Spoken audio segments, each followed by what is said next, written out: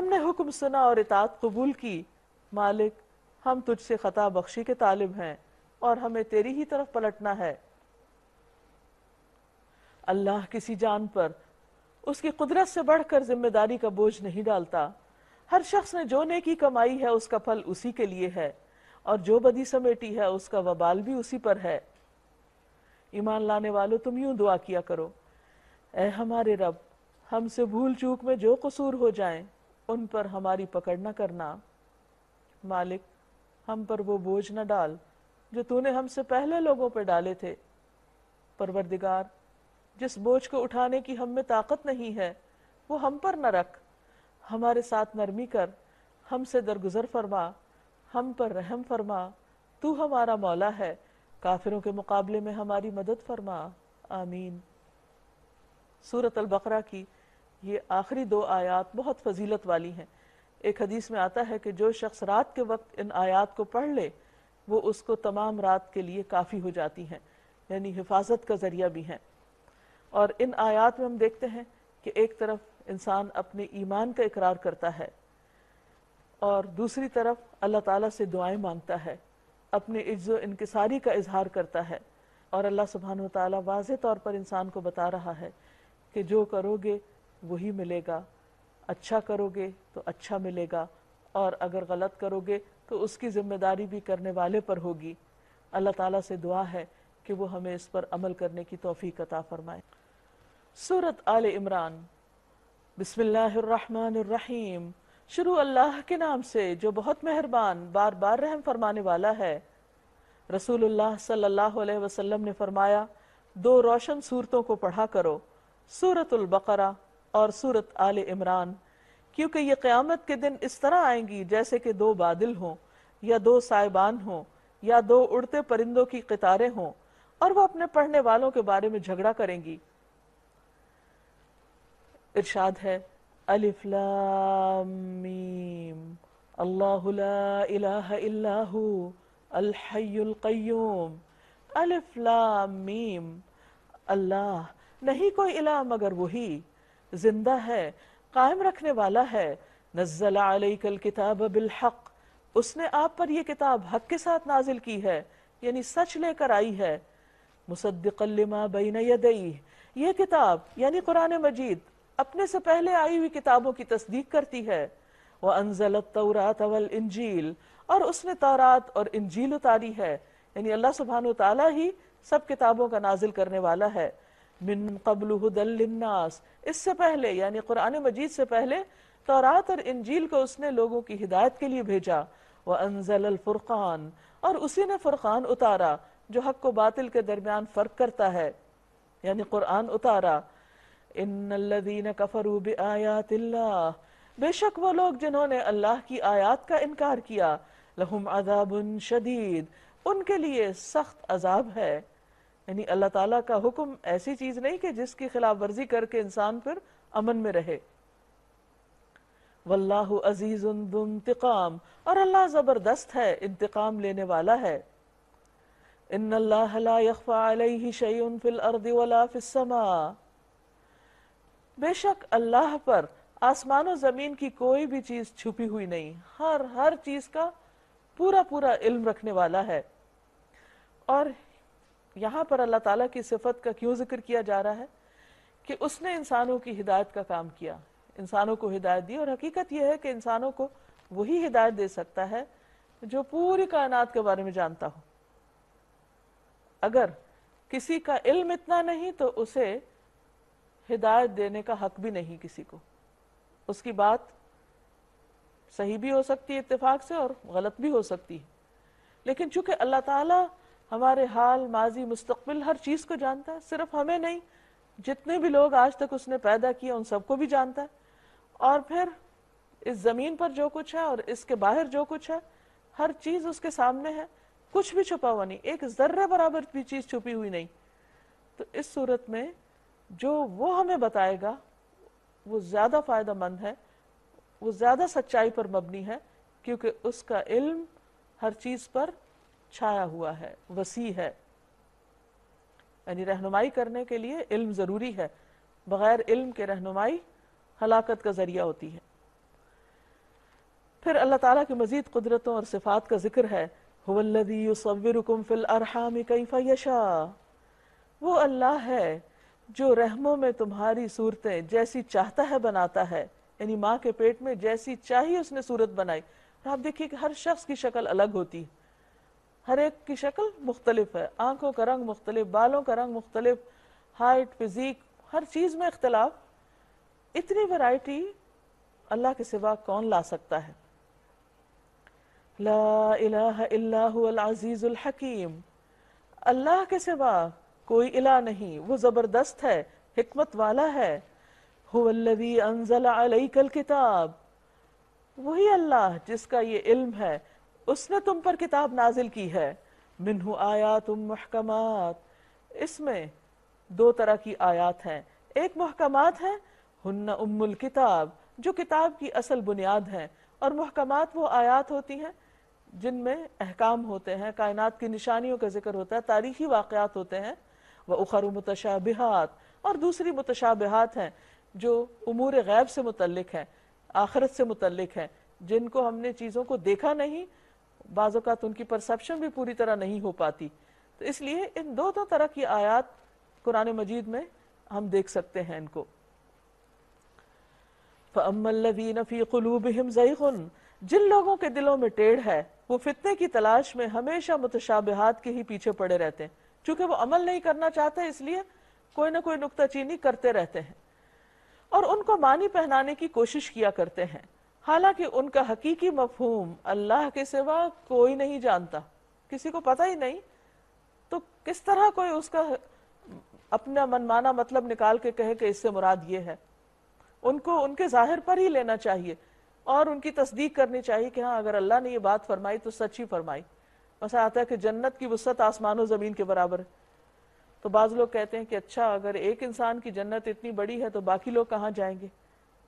اب یہ اللہ ہی بہتر جانتا ہے کہ ہر ایک کے ساتھ وہ کس طرح کا معاملہ کرے گا اور اللہ کی کائنات میں کس چیز کی کمی ہے، لیکن ہم ان چیزوں کو وقت سے پہلے جان ہی نہیں سکتے اور نہ ہی ان کا مذاق اڑانا چاہیے، کیونکہ اللہ تعالیٰ نے جو فرمایا ہے سچ فرمایا ہے اور اپنے علم کے ساتھ فرمایا ہے، وہ جانتا ہے، ہم نہیں جانتے۔ بخلاف اس کے جو لوگ علم میں پختہ کار ہیں، وہ کہتے ہیں ہمارا ان پر ایمان ہے، یہ سب ہمارے رب ہی کی طرف سے ہیں، اور سچ یہ ہے کہ کسی چیز سے صحیح سبق صرف عقل مند لوگ ہی حاصل کرتے ہیں، انہی کی اپروچ درست ہوتی ہے۔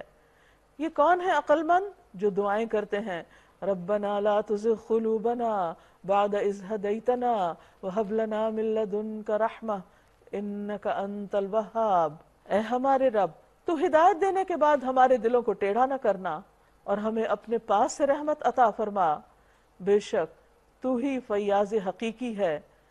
ربنا، اے ہمارے رب، انک جامع الناس لیوم لا ریب فیہ، یقیناً تو سب لوگوں کو ایک روز جمع کرنے والا ہے جس کے آنے میں کوئی شک ہی نہیں۔ ان اللہ لا یخلف المیعاد، تو ہرگز اپنے وعدے سے ٹلنے والا نہیں، اللہ اپنے وعدے کے خلاف نہیں کرتا۔ گویا وہ دن آنا ہے اور اس کے آنے میں کسی قسم کا شک ہونا نہیں چاہیے۔ پھر اس کے بعد فرمایا ان الذین کفروا، بے شک جن لوگوں نے کفر کا رویہ اختیار کیا، لن تغنی عنہم اموالہم ولا اولادہم من اللہ شیئا، ان کے مال اور ان کے اولاد اللہ سے ان کو کچھ بھی کام نہ آئیں گے، انہیں چھڑا نہ سکیں گے، فائدہ نہ دیں گے۔ وَأُولَئِكَ هُمْ وَقُودُ النَّارِ، اور یہی لوگ آگ کا ایندھن ہے، یعنی اگر کسی شخص کا اپنا ایمان نہیں لیکن اولاد بہت نیک ہے تو اولاد کی نیکی ماں باپ کے کام نہیں آئے گی، اور اسی طرح اگر اس نے ڈھیروں مال بھی لوگوں پر خرچ کیا تو وہ صدقہ خیرات بھی اس کے کام نہیں آئے گا، کیونکہ کسی بھی عمل کی قبولیت کا انحصار اس پر ہے کہ انسان کا ایمان کیسا ہے اور ایمان کیا ہے، کیونکہ جو شخص آخرت کو مانتا ہی نہیں وہ آخرت میں کیا جزا پائے گا، کیونکہ اس کے سامنے تو کوئی ایسی چیز ہے ہی نہیں، اس نے جو کچھ کیا دنیا کے لیے، لہٰذا اس کا فائدہ بھی اسے دنیا میں ہی مل کے ختم ہو جائے گا۔ ان کا انجام ویسا ہی ہوگا جیسا فرعون کے ساتھیوں اور ان سے پہلے کے نافرمانوں کا ہو چکا، کہ انہوں نے آیات الہی کو جھٹلایا، نتیجہ یہ ہوا کہ اللہ نے انہیں ان کے گناہوں پر پکڑ لیا، اور حق یہ ہے کہ اللہ سخت سزا دینے والا ہے۔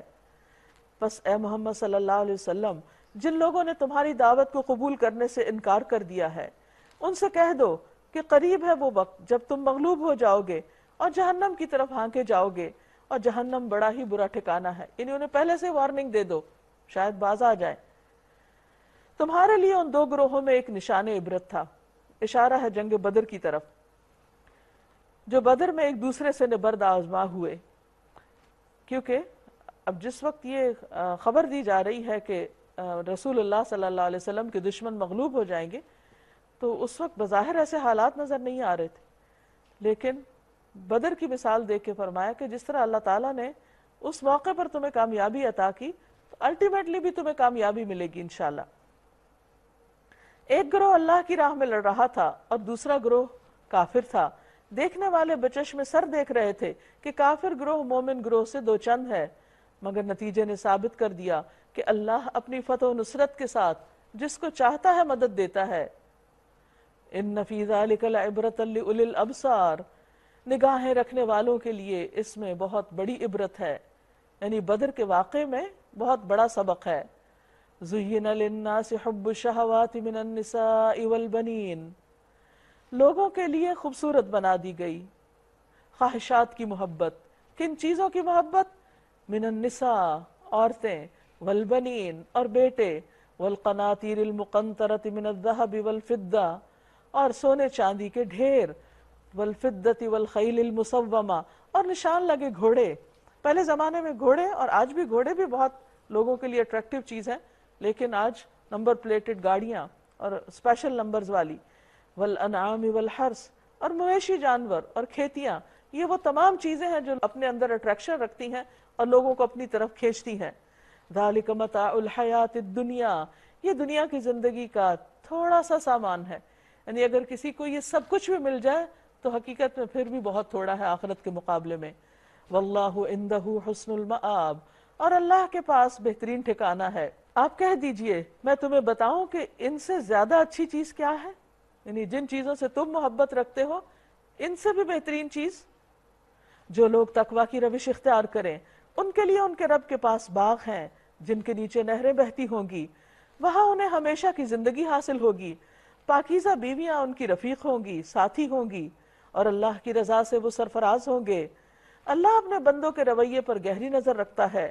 یہ وہ لوگ ہیں جو کہتے ہیں ربنا اننا آمنا فاغفر لنا ذنوبنا وقنا عذاب النار، اے مالک ہم ایمان لائے، ہماری خطاؤں سے درگزر فرما اور ہمیں دوزخ کی آگ سے بچا۔ کون ہیں یہ بچنے والے؟ الصابرین، یہ لوگ صبر کرنے والے ہیں، والصادقین، سچے ہیں، والقانتین، فرما بردار ہیں، والمنفقین، خرچ کرنے والے ہیں، والمستغفرین بالاسحار، اور سحری کے وقت، رات کے پچھلے پہر میں، تہجد کے وقت استغفار کرنے والے ہیں، اپنے گناہوں کی معافی مانگنے والے ہیں۔ اللہ نے خود شہادت دی کہ اس کے سوا کوئی خدا نہیں، اور یہی شہادت فرشتوں اور سب اہل علم نے دی۔ وہ انصاف پر قائم ہے، اس زبردست حکیم کے سوا فی الواقع کوئی الہ نہیں۔ ان الدین عند اللہ الاسلام، اللہ کے نزدیک دین صرف اسلام ہے۔ اسی لیے ہم دیکھتے ہیں کہ تمام انبیاء نے اپنے آپ کو مسلم کہا، هو سماکم المسلمین۔ حضرت آدم علیہ السلام، نوح علیہ السلام، ابراہیم علیہ السلام، موسیٰ علیہ السلام، عیسیٰ علیہ السلام، یہ سب دین اسلام ہی لے کر آئے۔ یہ بعد کی بات ہے کہ لوگوں نے فرقہ وارانہ نام رکھ لیے اور اصل دین کی شکل بگاڑ دی۔ نبی صلی اللہ علیہ وسلم کوئی دنیا میں پہلی مرتبہ اسلام نہیں لائے تھے، اسلام تو روز اول سے ہی انسانوں کا دین رہا ہے۔ اس دین سے ہٹ کر جو مختلف طریقے ان لوگوں نے اختیار کیے جنہیں کتاب دی گئی تھی، ان کے پاس اس طرز عمل کی کوئی وجہ اس کے سوا نہ تھی کہ انہوں نے علم آ جانے کے بعد آپس میں ایک دوسرے پر زیادتی کرنے کے لیے ایسا کیا۔ اور جو کوئی اللہ کے احکام اور ہدایات کی اطاعت سے انکار کر دے، اللہ کو اس سے حساب لیتے کچھ دیر نہیں لگتی۔ اب اگر یہ لوگ تم سے جھگڑا کریں تو ان سے کہو میں نے اور میرے پیرووں نے تو اللہ کے آگے سر تسلیم خم کر دیا ہے۔ پھر اہل کتاب اور غیر اہل کتاب دونوں سے پوچھو کیا تم نے بھی اس کی اطاعت اور بندگی قبول کی؟ اسلمتم، کیا تم بھی اسلام لاتے ہو؟ فإن اسلموا فقد اہتدوا، پھر اگر وہ اسلام لے آئے، انہوں نے اللہ کی اطاعت قبول کر لی، تو یقیناً وہ بھی ہدایت پا گئے. وَإِن تَوَلَّوْا، اور اگر انہوں نے منہ موڑا، فَإِنَّمَا عَلَيْكَ الْبَلَاغُ، تو بے شک آپ کے ذمہ تو صرف پیغام پہنچانا ہے. وَاللَّهُ بَصِيرٌ بِالْعِبَادِ، اور اللہ بندوں کے معاملات دیکھنے والا ہے. جو لوگ اللہ کے احکام اور ہدایات کو ماننے سے انکار کرتے ہیں اور اس کے پیغمبروں کو ناحق قتل کرتے ہیں، اور ایسے لوگوں کی جان کے درپے ہو جاتے ہیں جو خلق خدا میں سے عدل اور راستی کا حکم دینے کے لیے اٹھیں، ان کو دردناک سزا کی خوشخبری دے دو. یعنی سب سے بدترین انسان وہ ہے، اللہ کا ناپسندیدہ ترین، اور سب سے زیادہ آخرت میں جو تکلیف میں ہوگا وہ ہے جو کسی پیغمبر کو قتل کرے، یا پھر اس کے بعد جو لوگ اللہ کی طرف بلائیں ان کو قتل کریں. یہ وہ لوگ ہیں جن کے اعمال، یعنی ایسے قاتلوں کے اعمال دنیا اور آخرت دونوں میں ضائع ہو گئے اور ان کا کوئی مددگار نہیں. تم نے دیکھا نہیں کہ جن لوگوں کو کتاب کے علم میں سے کچھ حصہ ملا ہے ان کا حال کیا ہے؟ یعنی ویسے وہ صاحب کتاب ہیں، دین کا علم رکھتے ہیں، لیکن عمل آپ دیکھیے. انہیں جب کتاب الہی کی طرف بلایا جاتا ہے تاکہ وہ ان کے درمیان فیصلہ کرے، تو ان میں سے ایک فریق اس سے پہلو تہی کرتا ہے، یعنی کتاب کے فیصلے کو نہیں مانتا. ویسے پڑھتے پڑھاتے ہیں لیکن عمل اس کے مطابق نہیں، اور اس فیصلے کی طرف آنے سے منہ پھیر جاتا ہے.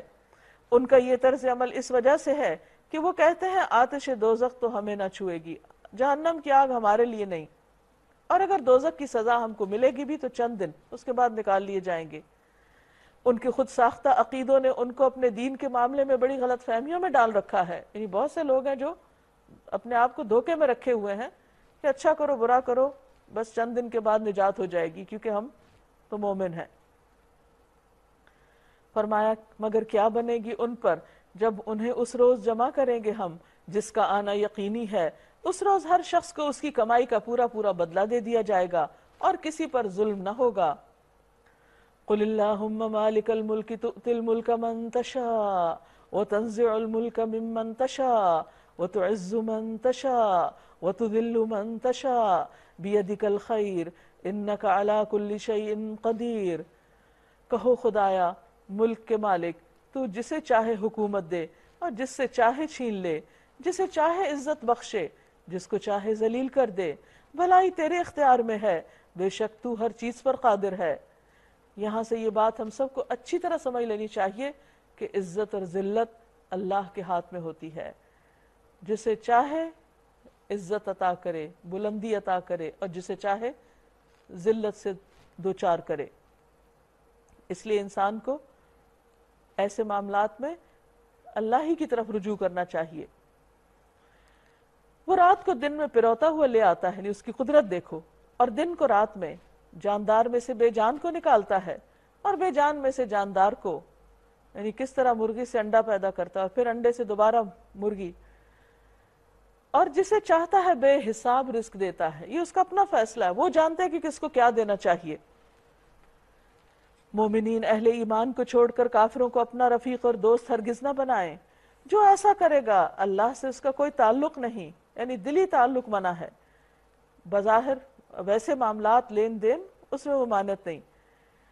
ہاں یہ معاف ہے کہ تم ان کے ظلم سے بچنے کے لیے بظاہر ایسا طرز عمل اختیار کر جاؤ، مگر اللہ تمہیں اپنے آپ سے ڈراتا ہے اور تمہیں اسی کی طرف پلٹ کر جانا ہے. اے نبی لوگوں کو خبردار کر دو کہ تمہارے دلوں میں جو کچھ ہے اسے خواہ تم چھپاؤ یا ظاہر کرو، اللہ بہرحال اسے جانتا ہے. زمین و آسمان کی کوئی چیز اس کے علم سے باہر نہیں، اس کا اقتدار ہر چیز پر حاوی ہے. یوم تجد کل نفس ما عملت من خیر محضرا، وہ دن آنے والا ہے جب ہر نفس اپنے کیے کا پھل حاضر پائے گا، خواہ اس نے بھلائی کی ہو یا برائی، چھوٹا ہو یا بڑا، اس کا جو بھی عمل ہوگا وہ اس کے سامنے ہوگا کھلی کتاب کی طرح. اس روز آدمی یہ تمنا کرے گا کاش ابھی یہ دن اس سے بہت دور ہوتا، یعنی قیامت کا یا بدلے کا بہت دور ہوتا، ابھی نہ آیا ہوتا. ابھی تو لگتا نا بہت دور ہے قیامت دنیا میں جب ہم بیٹھیں، لیکن جب وہ سامنے آ جائے گی اس وقت انسان چاہے گا کاش اور دور ہو جائے. وَيُحَذِّرُكُمُ اللَّهُ نَفْسَهُ، اللہ تمہیں اپنے آپ سے ڈراتا ہے اور وہ اپنے بندوں کا نہایت خیر خواہ ہے. قُلْ إِن كُنتُمْ تُحِبُّونَ اللَّهَ فَاتَّبِعُونِي يُحْبِبْكُمُ اللَّهُ وَيَغْفِرْ لَكُمْ ذُنُوبَكُمْ وَاللَّهُ غَفُورٌ رَحِيمٌ. آپ لوگوں سے کہہ دیجئے اگر تم حقیقت میں اللہ سے محبت رکھتے ہو تو میری پیروی اختیار کرو، اللہ تم سے محبت کرے گا۔ دنیا میں ہر انسان دعویٰ کرتا ہے کہ وہ اللہ سے بڑی محبت رکھتا ہے، لیکن اس کا ثبوت کیسے دیا جائے گا؟ اس کا ثبوت دیا جائے گا نبی صلی اللہ علیہ وسلم کے اتباع سے۔ صرف اطاعت نہیں، اتباع، اتباع کہتا ہے فالو کرنے کو، کسی کے فٹ سٹیپس پہ چلنا۔ اگر کوئی شخص واقعی اللہ سے محبت کا دعویٰ کرتا ہے تو اسے پھر نبی صلی اللہ علیہ وسلم کے طریقوں پر چلنا چاہیے، آپ کی سنت کو فالو کرنا چاہیے۔ اگر کوئی ایسا کرے گا تو جواباً کیا ہوگا؟ اللہ اس سے محبت کرے گا، کیونکہ اللہ تعالیٰ نبی صلی اللہ علیہ وسلم سے محبت کرتے ہیں، آپ حبیب خدا ہیں، اللہ تعالیٰ کے محبوب ہیں، تو جو آپ کے طریقے اختیار کرے گا وہ بھی اللہ کا محبوب بن جائے گا۔ وَيَغْفِرْ لَكُمْ ذُنُوبَكُمْ، اور وہ تمہارے گناہوں کو معاف کر دے گا۔ وَاللَّهُ غَفُورٌ رَحِيمٌ، اور اللہ غفور الرحیم ہے۔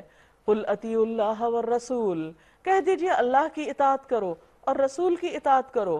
فَإِن تَوَلَّوْا، پھر اگر منہ موڑتے ہو، فَإِنَّ اللَّهَ لَا يُحِبُّ الْكَافِرِينَ، تو اللہ انکار کرنے والوں سے محبت نہیں رکھتا۔ یعنی اگر یہ لوگ تمہاری بات نہیں مانتے، کون سی؟ اللہ رسول کی اطاعت کی، تو پھر ایسے لوگ اللہ کو پسند ہی نہیں۔ تو کوئی بھی انسان جو اللہ کا پیارا بننا چاہے اس کے لیے لازم ہے کہ وہ اللہ کی بات مانے،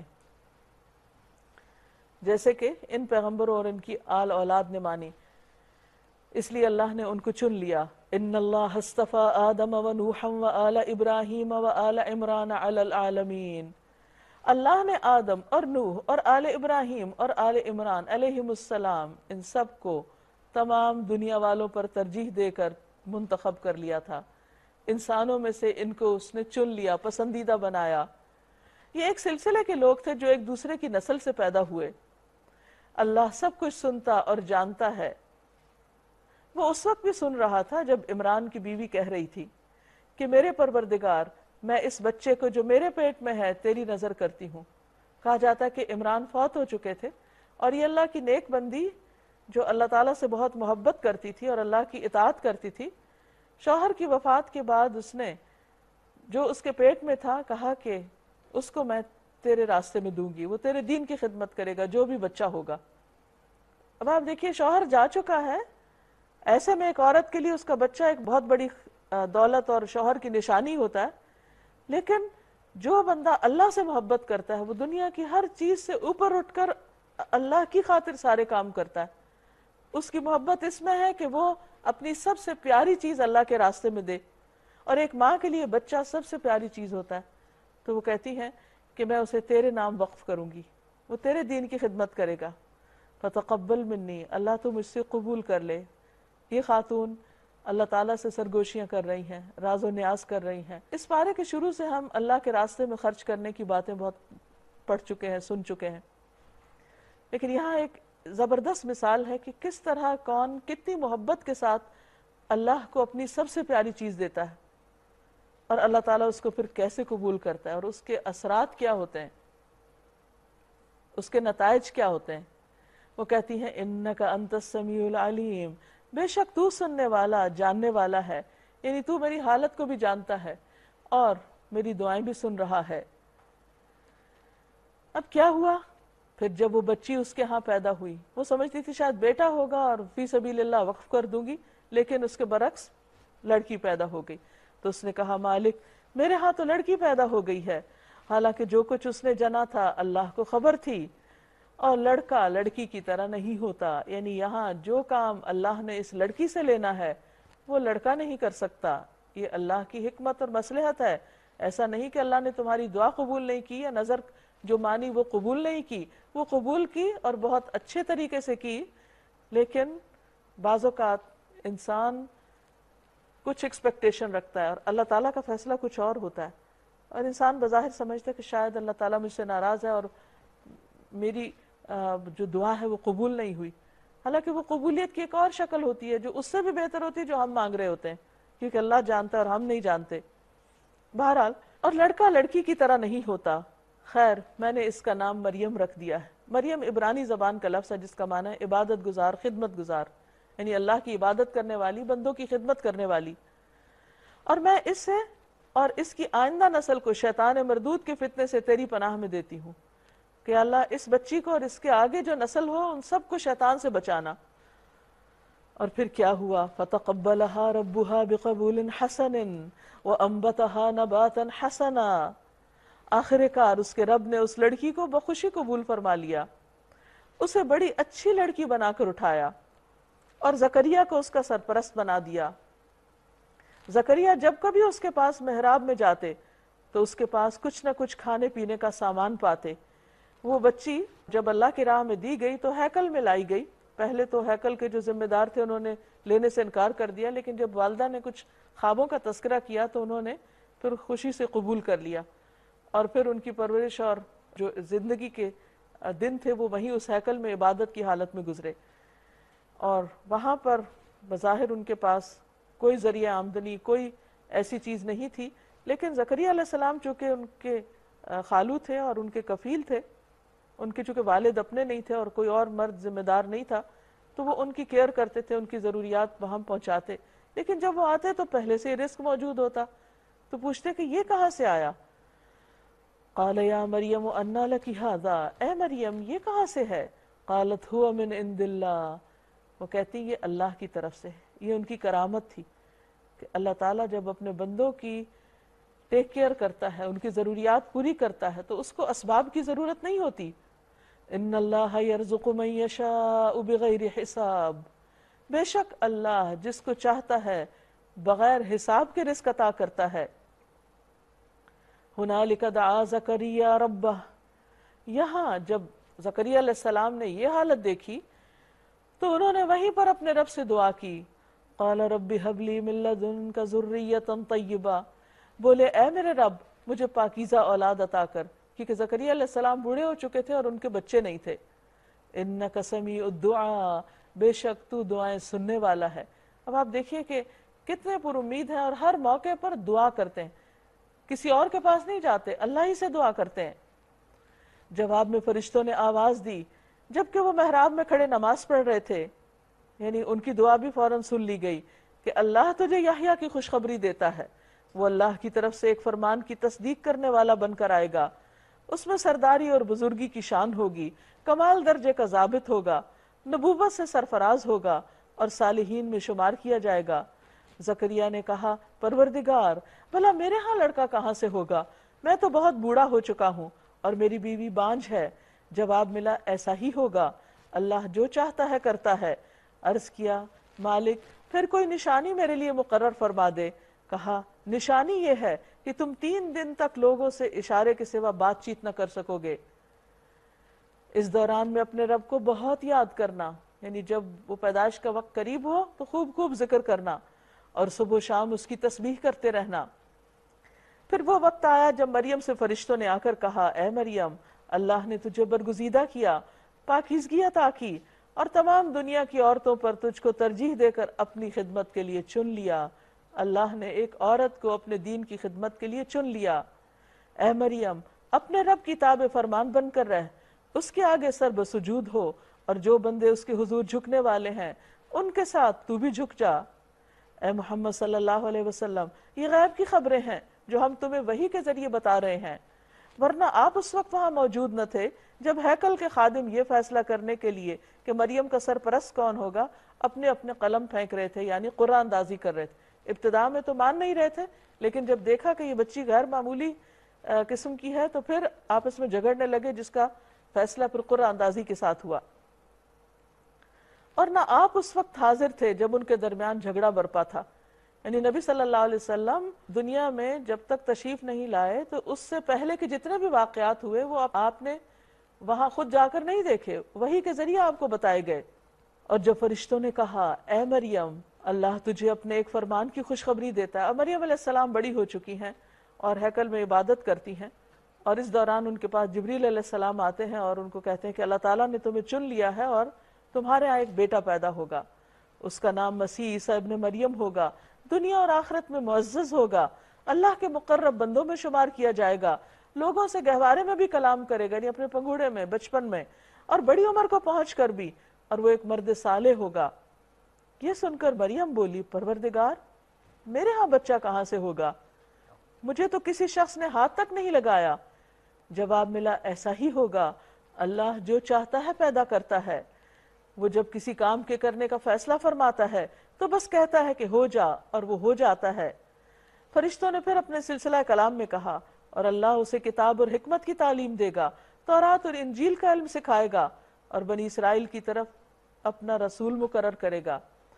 اللہ سبحانہ وتعالیٰ نے اس سے پہلے کہ بنی اسرائیل سے امامت لے کر بنی اسماعیل کی طرف منتقل کرتے، اللہ تعالیٰ نے عیسیٰ علیہ السلام کو خاص قسم کی صلاحیتوں کے ساتھ آخری حجت کے طور پر بنی اسرائیل کی ہدایت کے لیے مبعوث فرمایا، اور غیر معمولی طریقے سے ان کی برتھ ہوئی، اور غیر معمولی طریقے سے انہوں نے لوگوں کے سامنے تبلیغ کی، لیکن اس کے باوجود بھی لوگوں نے ان کی بات نہیں مانی۔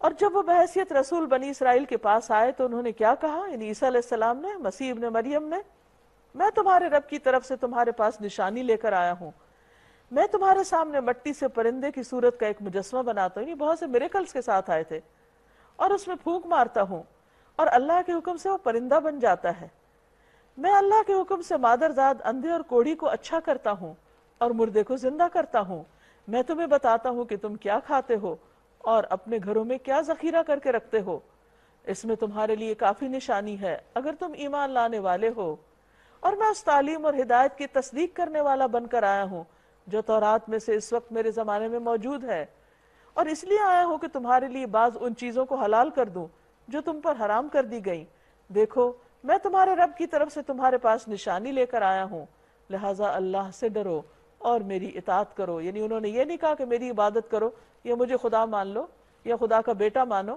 کہا کہ اللہ سے ڈرو اور جو میں کہہ رہا ہوں وہ کرو۔ ان اللہ ربی و ربکم، مسیح علیہ السلام نے کیا کہا کہ بے شک میرا رب اور تمہارا رب اللہ ہی ہے، فاعبدوہ، بس اس کی عبادت کرو، ھذا صراط مستقیم، یہ سیدھا راستہ ہے۔ لیکن کیا ہوا؟ بنی اسرائیل نے مان کر نہ دیا بلکہ انکار کیا۔ فلما احس عیسیٰ منہم الکفر، جب عیسیٰ علیہ السلام نے محسوس کیا کہ بنی اسرائیل کفر اور انکار پر آمادہ ہیں تو اس نے کہا من انصاری الی اللہ، کون اللہ کی راہ میں میرا مددگار ہوتا ہے؟ قال الحواریون نحن انصار اللہ، تو حواریوں نے جواب دیا کہ ہم اللہ کے مددگار ہیں، یعنی اللہ کے دین کے کام میں ہم آپ کو سپورٹ کریں گے، آپ کا ساتھ دیں گے، آپ کی مدد کریں گے۔ آمنا باللہ واشہد بأننا مسلمون، ہم اللہ پر ایمان لائے اور گواہ رہو کہ ہم مسلم ہیں، یعنی حواریوں نے بھی اپنے آپ کو مسلمان کہا۔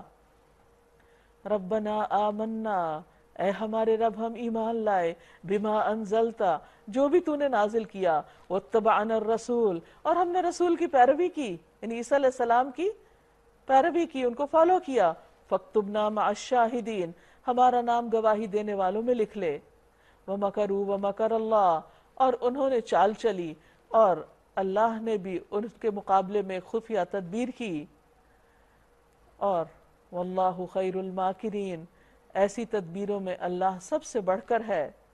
اذ قال اللہ یا عیسیٰ انی متوفیک ورافعک الی ومطہرک من الذین کفروا وجاعل الذین اتبعوک فوق الذین کفروا الی یوم القیامہ،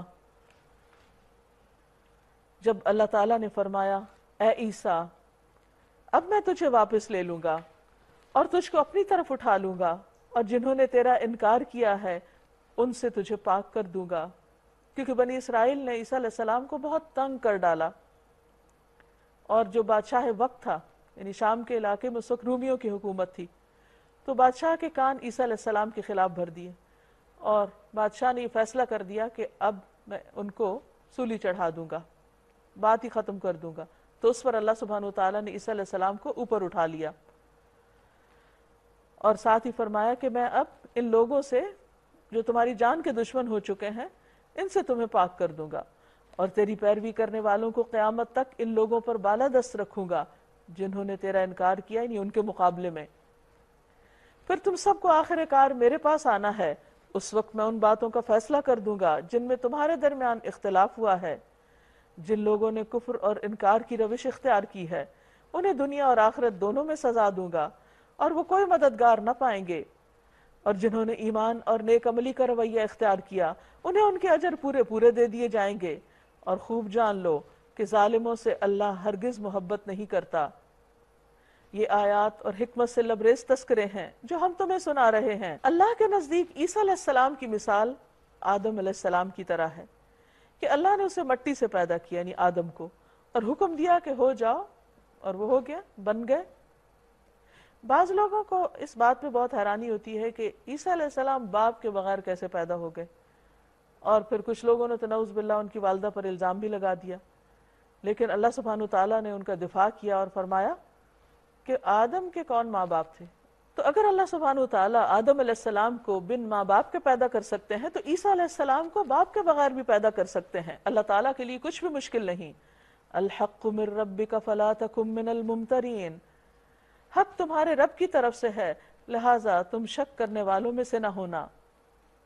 یہ علم آ جانے کے بعد اب جو کوئی اس معاملے میں تم سے جھگڑا کرے تو اے محمد صلی اللہ علیہ وسلم ان سے کہو کہ آؤ ہم اور تم خود بھی آ جائیں اور اپنے اپنے بال بچوں کو بھی لے آئیں، اور خدا سے دعا کریں کہ جو جھوٹا ہو اس پر خدا کی لعنت ہو۔ یہ بالکل صحیح واقعات ہیں، اور حقیقت یہ ہے کہ اللہ کے سوا کوئی خدا نہیں، کوئی الہ نہیں، اور وہ اللہ ہی کی ہستی ہے جس کی طاقت سب سے بالا اور جس کی حکمت نظام عالم میں کار فرما ہے۔ بس اگر یہ لوگ اس شرط پر مقابلے میں آنے سے منہ موڑیں تو ان کا مفسد ہونا صاف کھل جائے گا، اور اللہ تو مفسدوں کے حال سے واقف ہی ہے۔ کہو اے اہل کتاب، آؤ ایک ایسی بات کی طرف جو ہمارے اور تمہارے درمیان یکساں ہے، برابر ہے، یہ کہ ہم اللہ کے سوا کسی کی بندگی نہ کریں، اس کے ساتھ کسی کو شریک نہ ٹھہرائیں، اور ہم میں سے کوئی اللہ کے سوا کسی کو اپنا رب نہ بنا لے۔ اس دعوت کو قبول کرنے سے اگر وہ منہ موڑے تو صاف کہہ دو کہ گواہ رہو ہم تو مسلم ہیں۔ اے اہل کتاب، تم ابراہیم علیہ السلام کے بارے میں ہم سے کیوں جھگڑا کرتے ہو؟ تورات اور انجیل تو ابراہیم علیہ السلام کے بعد ہی نازل ہوئیں، پھر کیا تم اتنی بات بھی نہیں سمجھتے؟ کیونکہ عیسائی کہتے تھے کہ ابراہیم علیہ السلام عیسائی ہیں، یہودی کہتے کہ وہ یہودی ہیں، تو فرمایا کہ ابراہیم علیہ السلام تو ان سب باتوں سے بہت پہلے آ چکے۔ تم لوگ جن چیزوں کا علم رکھتے ہو ان میں تو خوب بحثیں کر چکے ہو، اب ان معاملات میں کیوں بحث کرنے چلے ہو جن کا تمہارے پاس کچھ بھی علم نہیں؟ اللہ جانتا ہے، تم نہیں جانتے۔ ابراہیم نہ یہودی تھے نہ عیسائی، بلکہ وہ تو یکسو مسلم تھے، وہ ہرگز مشرکین میں سے نہ تھے۔ ابراہیم سے نسبت رکھنے کا سب سے زیادہ حق اگر کسی کو پہنچتا ہے تو ان لوگوں کو پہنچتا ہے جنہوں نے اس کی پیروی کی، اور اب یہ نبی اور اس کے ماننے والے اس نسبت کے زیادہ حقدار ہیں۔ اللہ صرف انہی کا حامی و مددگار ہے جو ایمان رکھتے ہوں۔ اے ایمان لانے والو، اہل کتاب میں سے ایک گروہ یہ چاہتا ہے کہ کسی طرح تمہیں راہ راست سے ہٹا دے، حالانکہ در حقیقت وہ اپنے سوا کسی کو گمراہی میں نہیں ڈال رہے، مگر انہیں اس کا شعور نہیں ہے۔ اے اہل کتاب، کیوں اللہ کی آیات کا انکار کرتے ہو حالانکہ تم خود ان کا مشاہدہ کر رہے ہو؟ اے اہل کتاب، کیوں حق کو باطل کا رنگ چڑھا کر مشتبہ بناتے ہو؟ کیوں جانتے بوجھتے حق کو چھپاتے ہو؟ اہل کتاب میں سے ایک گروہ کہتا ہے کہ اس نبی کے ماننے والوں پر جو نازل ہوا ہے اس پر صبح ایمان لاؤ اور شام کو اس سے انکار کر دو، شاید اس ترکیب سے لوگ اپنے ایمان سے پھر جائیں۔ نیز یہ لوگ آپس میں کہتے ہیں کہ اپنے مذہب والے کے سوا کسی کی بات نہ مانو۔ اے نبی ان سے کہہ دو کہ اصل میں ہدایت تو اللہ کی ہدایت ہے، یہ اس کی دین ہے کہ کسی کو وہی کچھ دیا جائے جو کبھی تم کو دیا گیا تھا، یا یہ کہ دوسروں کو تمہارے رب کے حضور پیش کرنے کے لیے تمہارے خلاف قوی حجت مل جائے۔ اے نبی صلی اللہ علیہ وسلم ان سے کہہ دیجئے کہ فضل اور شرف اللہ کے اختیار میں ہے، جسے چاہے عطا فرمائے، وہ وسیع النظر ہے، وہ سب کچھ جانتا ہے، اپنی رحمت کے لیے جس کو چاہتا ہے مخصوص کرتا ہے، اور اس کا فضل بہت بڑا ہے۔ اہل کتاب میں کوئی تو ایسا ہے کہ اگر تم اس کے اعتماد پر مال و دولت کا ایک ڈھیر بھی دے دو تو وہ تمہارا مال تمہیں ادا کر دے گا، اور کسی کا حال یہ ہے کہ اگر تم ایک دینار کے معاملے میں بھی اس پر بھروسہ کرو تو وہ ادا نہ کرے گا، الا یہ کہ تم اس کے سر پہ سوار ہو جاؤ۔ یعنی ہر قوم کے اندر مختلف طرح کے لوگ ہوتے ہیں، اچھے برے دونوں طرح کے، اور اہل کتاب کے اندر بھی دونوں طرح کے لوگ ہیں۔ ان کی اس اخلاقی حالت کا سبب یہ ہے کہ وہ کہتے ہیں کہ امیوں کے معاملے میں ہم پر کوئی مواخذہ نہیں، اور یہ بات وہ محض جھوٹ گھڑ کر اللہ کی طرف منسوب کرتے ہیں، حالانکہ انہیں معلوم ہے کہ اللہ نے ایسی کوئی بات نہیں فرمائی۔ آخر کیوں ان سے باز پرس نہ ہوگی جو بھی اپنے عہد کو پورا کرے گا اور برائی سے بچ کر رہے گا وہ اللہ کا محبوب بنے گا، کیونکہ پرہیزگار لوگ اللہ کو پسند ہیں۔ رہے وہ لوگ جو اللہ کے عہد اور اپنی قسموں کو تھوڑی قیمت میں بیچ ڈالتے ہیں تو ان کے لیے آخرت میں کوئی حصہ نہیں۔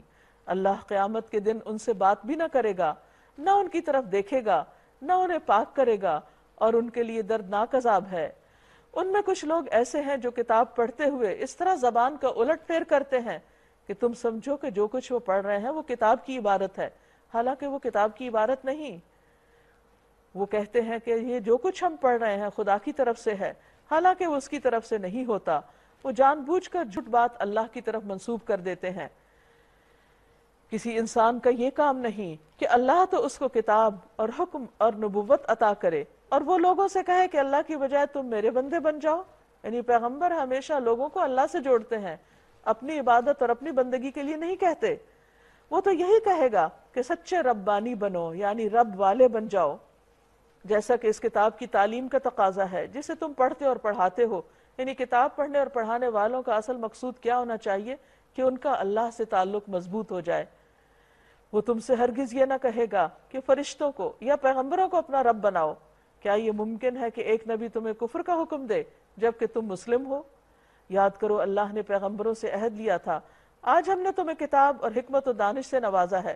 کل اگر کوئی دوسرا رسول تمہارے پاس اسی تعلیم کی تصدیق کرتا ہوا آئے جو پہلے سے تمہارے پاس موجود ہے تو تم کو اس پر ایمان لانا ہوگا اور اس کی مدد کرنی ہوگی۔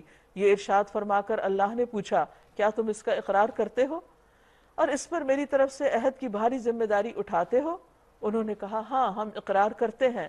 اللہ نے فرمایا، اچھا تو گواہ رہو اور میں بھی تمہارے ساتھ گواہ ہوں۔ اس کے بعد جو اپنے عہد سے پھر جائے وہی فاسق ہے۔ اب کیا یہ لوگ اللہ کی اطاعت کا طریقہ چھوڑ کر کوئی اور طریقہ چاہتے ہیں؟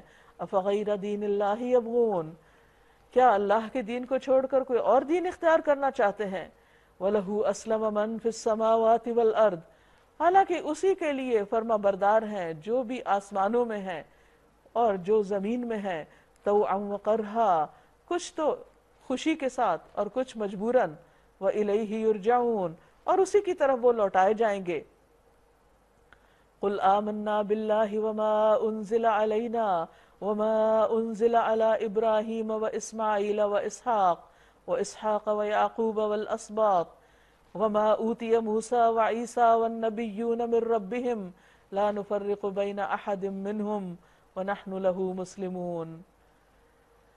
اے نبی صلی اللہ علیہ وسلم کہہ دیجئے کہ ہم اللہ کو مانتے ہیں، اس تعلیم کو مانتے ہیں جو ہم پر نازل کی گئی ہے، ان تعلیمات کو بھی مانتے ہیں جو ابراہیم، اسماعیل، اسحاق، یعقوب اور اولاد یعقوب علیہم السلام اجمعین پر نازل ہوئی تھی، اور ان ہدایات پر بھی ایمان رکھتے ہیں جو موسیٰ اور عیسیٰ علیہم السلام اور دوسرے پیغمبروں کو ان کے رب کی طرف سے دی گئیں۔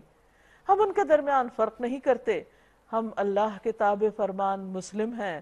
وَنَحْنُ لَهُ مُسْلِمُونَ وَمَن يَبْتَغِ غَيْرَ الْإِسْلَامِ دِينًا فَلَن يُقْبَلَ مِنْهُ، اور جو اسلام کے سوا کوئی اور دین چاہے گا وہ اس سے ہرگز قبول نہ کیا جائے گا۔ وَهُوَ فِي الْآخِرَةِ مِنَ الْخَاسِرِينَ، اور وہ آخرت میں خسارہ پانے والوں میں سے ہوگا۔ یعنی آخرت کا آنا تو یقینی ہے، تو انسان کو اس دن کے لیے وہ کام کرنے چاہیے جو اس کو فائدہ دیں، اور ان میں سب سے بڑی چیز جو فائدہ دینے والی ہے وہ دین اسلام کی پیروی ہے۔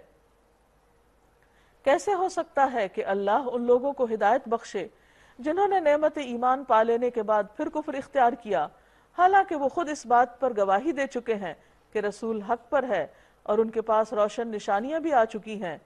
اللہ ظالموں کو تو ہدایت نہیں دیا کرتا، ان کے ظلم کا صحیح بدلہ یہی ہے کہ ان پر اللہ اور فرشتوں اور تمام انسانوں کی پھٹکار ہے، اسی حالت میں وہ ہمیشہ رہیں گے، نہ ان کی سزا میں تخفیف ہوگی اور نہ انہیں مہلت دی جائے گی۔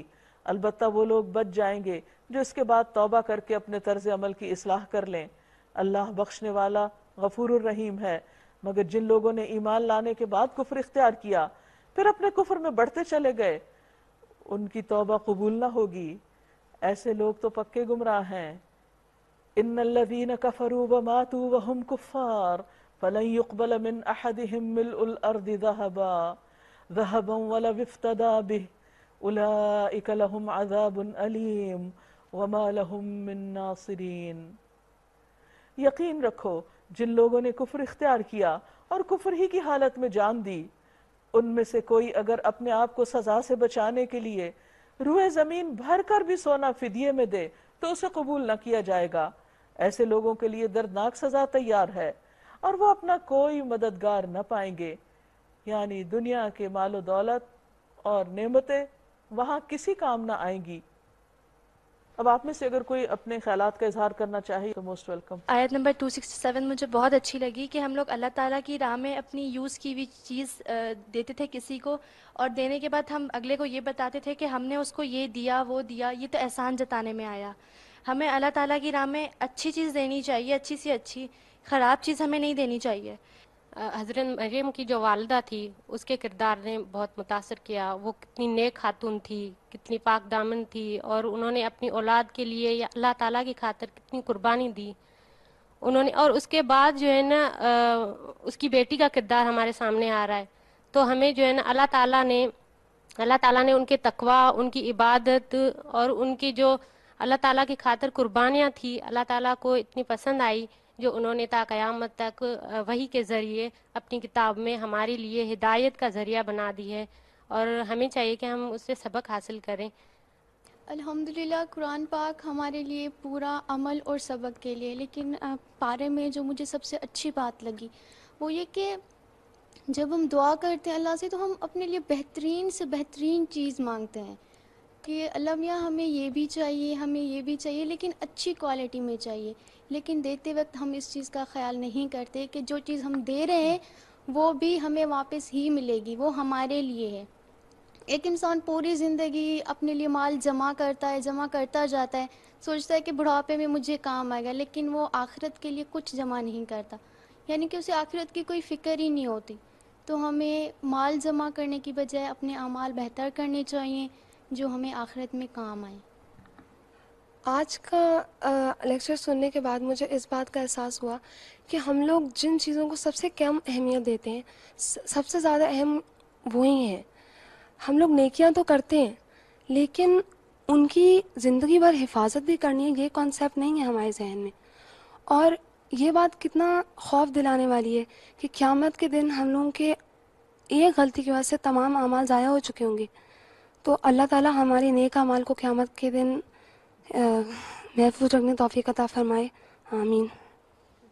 جی، کل جیسے ہمیں پتہ چلا تھا کہ امت مسلمہ کو ایک رول دیا گیا ہے خاص طور پر، پھر اس کے مطابق ان کی تربیت بھی ہو رہی ہے، اور آج ہم نے دیکھا ہے کہ بہت زیادہ خرچ کرنے کے اوپر بات کی جا رہی ہے، تو یوں محسوس ہوتا ہے کہ جیسے ہمارے پاس وقت بہت کم ہے اور ہم نے نیکیاں کمانے کے جو موقع ہیں ان سے ہم نے فائدہ اٹھانا ہے۔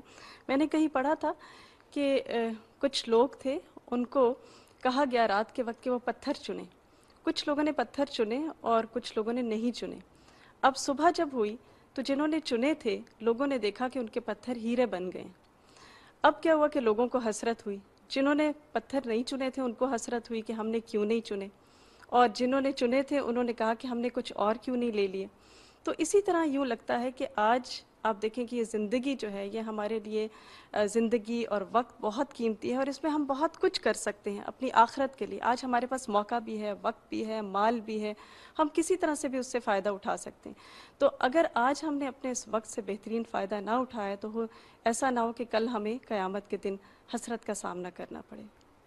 آج کے بارے میں سورۃ آل عمران کی آیت نمبر 31 نے مجھے بڑا امپریس کیا، میں اسے بڑی امپریس ہوئی، جس میں اللہ تعالیٰ فرماتے ہیں کہ قُلْ إِن كُنتُمْ تُحِبُّونَ اللَّهَ فَاتَّبِعُونِي، کہ اگر تم مجھ سے واقعی محبت کا دعویٰ کرتے ہو تو میرے نبی کا اتباع کرنا ہوگا۔ تو آج ہم سب کو بحیثیت نیشن یہ سوچنا ہے کہ کیا ہم اپنے نبی صلی اللہ علیہ وسلم سے واقعی محبت کرتے ہیں؟ کیا ہمارے دعوے ان کی محبت میں سچے ہیں؟ کیونکہ محبت کرنے کے لیے تو کسی کی پرسنالٹی کو پوری اچھی طرح سے پڑھنا پڑتا ہے، اور ان کی سنتوں کو فالو کرنا ہی محبت کا نام ہے۔ تو آج میں نے یہ چیز سیکھی کہ ہمیں رسول اللہ صلی اللہ علیہ وسلم کی محبت، حقیقی محبت حاصل کرنے کے لیے ان کی سنتوں کو زیادہ سے زیادہ فالو کرنا ہے۔ مجھے یہ کہنا تھا کہ جیسے شیطان کچھ لوگوں کو نیکیاں کرنے ہی نہیں دیتا، لیکن جن کو کرنے دیتا ہے ان کی نیکیاں ضائع پھر کیسے کرتا ہے، کہ ان کی نیکیاں کی ہوئی نیکیاں ان کی زبان کے ذریعے وہ پھر ضائع کرا دیتا ہے۔ اور دوسرا اس کا طریقہ یہ ہے کہ وہ اگر اس بندے کو بہکا نہیں سکتا تو اس کے خلاف جو دوسرے بندے ہیں اس کے قریبی ان کو بہکاتا ہے، تاکہ وہ ان کے خلاف پھر سازشیں کریں اور پھر وہ ان کے سازشوں کے اندر پھر وہ بھی بہک جاتا ہے۔ ناظرین، اس کے ساتھ ہی ہمارے آج کے پروگرام کا وقت ختم ہوتا ہے۔ آپ سے اجازت چاہتے ہیں۔ السلام علیکم ورحمۃ اللہ وبرکاتہ۔